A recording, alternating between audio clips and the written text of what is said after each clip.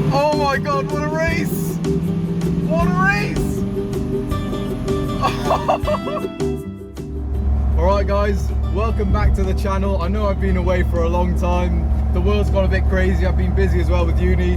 But today we're back, and we're back in the Giulia because I'm on the way to do something very special. And that is to pick up my Lancia Fulvia project car from a tuning specialist, where it's been on the rolling road for some time now. And it's now running sweetly apparently, so it's time to pick it up. But I have been a busy boy in quarantine as well, because the car has new Spax adjustable dampers which we fitted, and we fixed a few leaks and sent the dashboard panel off for restoration. So there'll be videos on all of those things coming up soon. But today's the big one. Today the Fulvia will be on the road for the first time in this car's life in about 6 years, which is immense. So it'd be interesting to see what we're left with and what the car's actually like as a starting point to this restoration. So I'm very excited, very nervous as well. And yeah, I think we should get a bit of a move on. Woo! Oh, there it is. There's the little Lancia. Little angry looking thing. It's ready. Right, let's park up. Right everyone, it is time to drive the Fulvia for the very first time. Right, the guys put a lot of work in. It's got a new electric fuel pump, so it should start on the button. Let's have a look. Right, you can hear the pump. Now let's give it a try.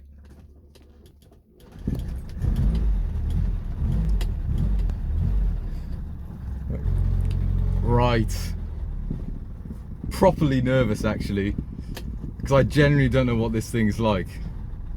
And I've just been from the Giulia, which spent a lot of time doing up. And I know that's sweet, so this might be a bit of a shock to the system.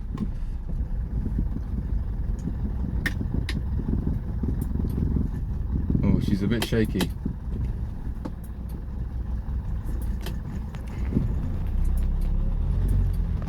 Right, here we go. About to get above walking pace.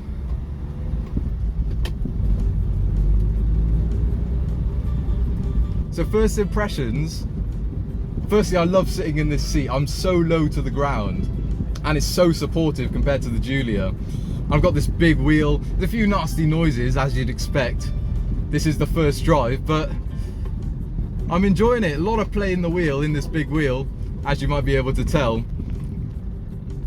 Love the gear change. When it's warm, this long, oily, slick throw is really very, very nice. A lot of rattles at the moment, but a lot of that is probably down to the fact that, I mean, half the interior is in the back seat. So, yeah, that's to be expected. Steering's nice and light. It's so maneuverable. The thing feels narrow and open like the Giulia does. And the motor, well, doesn't have that induction bark of the Giulia, because the Giulia is on aftermarket filters. We did away with the airbox. This has still got the standard airbox on it, so it hasn't got that induction growl that's really, really nice, but it sounds pretty nice, you know. And this is more laid back than the Giulia, even though this is the coupe and that's the family saloon. The approach on this is to go with original specification as far as we can.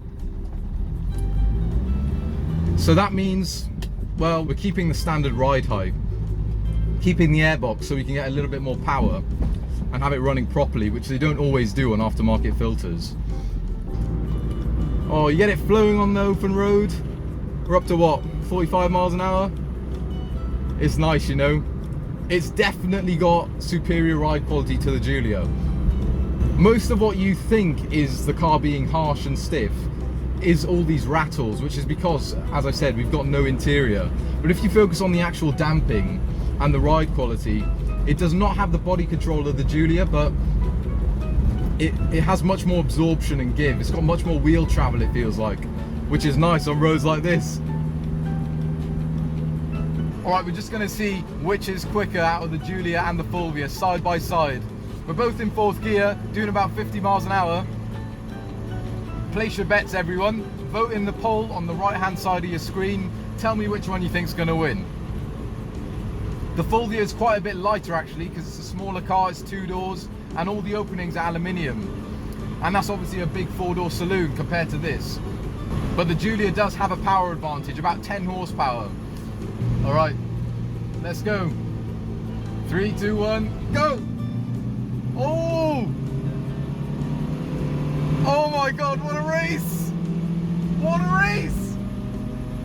Oh, the Giulia's got the legs, just about. Oh wow, that was so close. It's the lack of weight in this thing and the slight power advantage of the Giulia that just makes it a dead heat. I mean, the Giulia just had the legs there at the top end. But wow, these are very similar in performance, very different cars obviously. Oh man, that's so cool. Wow. So after that, I think all that's left is to find some twisty roads and fire the Fulvia at some corners, see what it's like, because after all, this is a legend of rallying, this car. And we're on narrow, skinny tyres, it's a Series 1. We've got those new dampers to really lean on. So let's go find some twisties.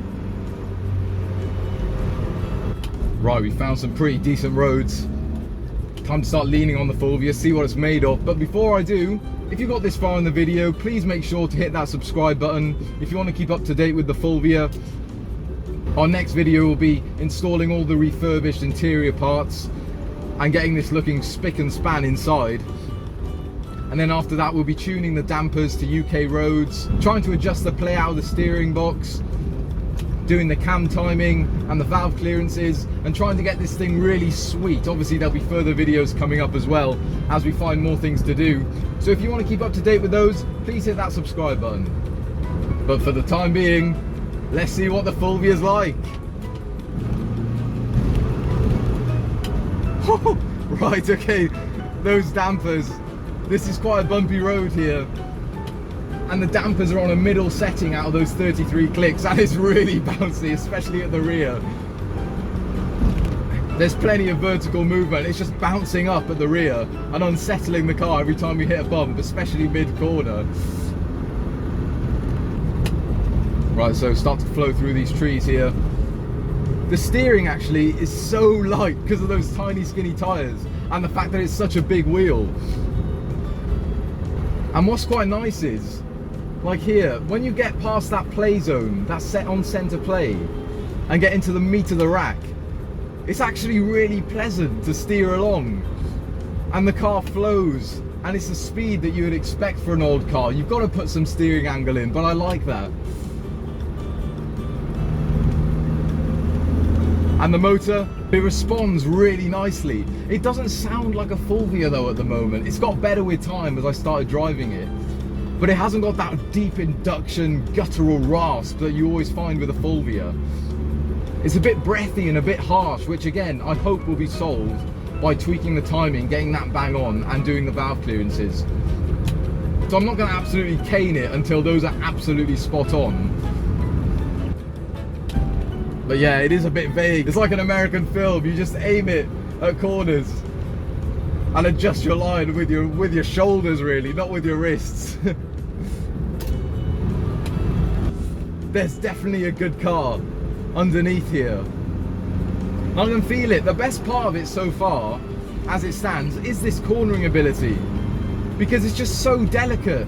And even with this terribly loose steering, you get stuck in. And yeah, we're not moving around, we're not doing high enough speeds really, and we're on the public road, but you can just feel that the car is up on its toes, which is a really nice feeling. And it's alive, and it's just squatting and moving around. There's roll in the car, and it's not got a huge amount of grip. Alright, so there we have it. The Fulvia is finally on the road. And yes, there's a huge amount of work to do, but I feel like there's a good car underneath this. Somewhere there is a really sweet Fulvia waiting to be unlocked by a few tweaks and a bit of work. So if you want to keep up to date with the Fulvia and see how we get on with it, what works, what doesn't, and how far we can take this and how sweet we can get it in terms of how it drives, how it looks as well, we'll be doing the bodywork too, then make sure you hit that subscribe button, and I will see you in the next one.